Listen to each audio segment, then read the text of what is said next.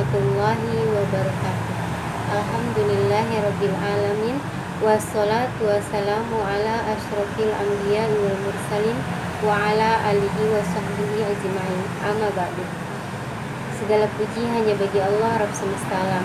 Salawat serta salam semoga senantiasa dilimpahkan kepada Nabi dan Rasul yang mulia Nabi Muhammad Sallallahu Alaihi Wasallam beserta kepada keluarga beliau, para sahabatnya dan semua para pengikutnya. Alhamdulillah, di hari yang ke-9 di bulan Ramadan ini Allah masih memberikan kita banyak sekali kenikmatan dan kesempatan untuk beribadah kepadanya. Kesempatan kali ini saya mencoba untuk menyampaikan sedikit kultum tentang pentingnya menghafal dan memahami Al-Quran. Dalam suasana Ramadan kali ini yang sangat berbeda dari Ramadan tahun-tahun sebelumnya, yaitu dalam masa pandemi COVID-19. Semoga Allah selalu memberikan kita kesehatan serta kesabaran dalam menjalani masa pandemi COVID-19 ini. Dan semoga kita masih terus semangat untuk tetap fastabiqul khairat atau berlomba-lomba dalam kebaikan di bulan yang mulia ini. Al-Quran diturunkan kepada Muhammad Rasulullah Sallallahu Alaihi Wasallam selama 23 tahun masa kerasulan beliau. Al-Quran diturunkan secara berangsur-angsur kepada Rasulullah Sallallahu Alaihi Wasallam dengan perantaraan malaikat Jibril. Malaikat Jibril menurunkan Al-Quran ke dalam hati Rasulullah dan beliau pun langsung memahaminya. Hal ini disebutkan dalam Al-Quran surat Al-Baqarah ayat 97 yang artinya, katakanlah Muhammad, barang siapa yang menjadi musuh Jibril, maka ketahuilah bahwa dialah yang telah menurunkan Al-Quran ke dalam hatimu dengan izin Allah, membenarkan apa kitab-kitab yang terdahulu dan menjadi petunjuk serta berita gembira bagi orang-orang yang beriman. Kemudian Rasulullah Shallallahu Alaihi Wasallam mengajarkan Al-Quran itu kepada para sahabatnya. Mereka menuliskannya di pelepah daun-daun kering, batu, tulang, dan lain-lain. Pada saat itu belum ada kertas seperti zaman modern sekarang ini. Kemudian para sahabat itu langsung menghafalnya dan mengamalkannya. Demikian Al-Quran diajarkan kepada para sahabat-sahabatnya yang lain. Al-Quran dipahami dengan menghafal, bukan dengan sekadar membacanya. Pada saat Rasulullah Shallallahu Alaihi Wasallam telah wafat, banyak terjadi peperangan. Dalam peperangan Yamamah misalnya, banyak para sahabat penghafal Quran yang syahid. Melihat kondisi ini, Umar pun meminta Abu Bakar sebagai khalifah untuk membuat mushaf Al-Quran. Abu Bakar sempat menolak. Apakah engkau meminta aku untuk melakukan apa yang Rasulullah tidak lakukan? Ujar beliau. Tapi dengan gigih Umar bin Khattab menjelaskan urgensinya pembuatan mushaf bagi kepentingan kaum muslimin di masa yang akan datang. Akhirnya Abu Bakar pun dapat diyakinkan dan kemudian setuju dengan ide Umar bin Khattab. Kemudian Abu Bakar pun lalu meminta Zaid bin Haritsah untuk melakukan tugas ini. Zaid bin Haritsah pun sempat berkata, apakah engkau meminta aku untuk melakukan apa yang Rasulullah tidak lakukan? Tapi akhirnya Zaid pun setuju dan mulai mengumpulkan syahifah-syahifah yang tersebar di tangan para sahabat yang lain. Batu, daun-daun kering, tulang, dan itu pun disimpan di rumah Hafsah. Barulah pada zaman Khalifah Utsman bin Affan, mushaf Al-Quran selesai sebanyak 5 buah.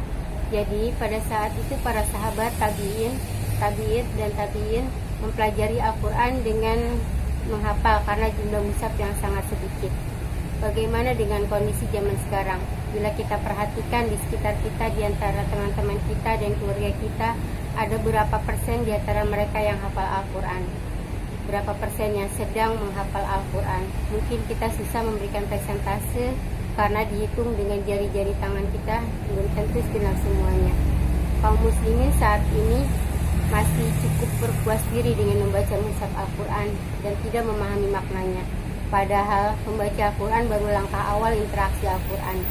Al-Quran sebagai petunjuk bagi kita tidak cukup dibaca, tapi juga dihafal dan dipahami. Mungkin ada sebagian yang berkata, mengapa perlu menghafal? Tidakkah cukup dengan membaca mushaf dan membaca terjemahan? Ternyata tidak cukup. Dengan menghafal Al-Quran, ada rasa zauq atau kehadiran hati yang diberikan Allah kepada hati kita. Rasa ini didapat karena ayat-ayat yang dibaca berulang-ulang.